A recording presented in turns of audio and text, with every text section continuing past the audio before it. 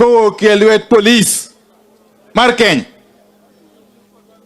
And let me say this very, very briefly,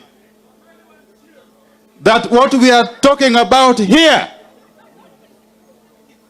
is a real situation of real deaths, of real Kenyans in the hands of the Kenyan police, without any shade of doubt. Without any shade of doubt. And I want to say this, that the Inspector General of Police, Mr. Japheth Koome, cannot, in broad daylight, tell Kenyans that he's going to use the implements, the equipment, the tools that Kenyans have bought through their taxes to harm Kenyans again.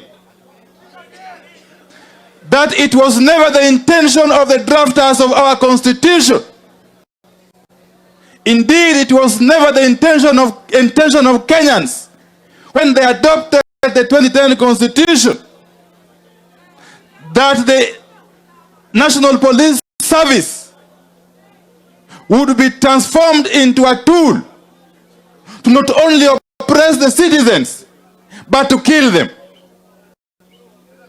Secondly, we want the whole world to know that we are putting together a very strong case, and we shall be demonstrating that these acts of aggression by the National Police Service agents and their collaborators were planned, and that there was a clear chain of command,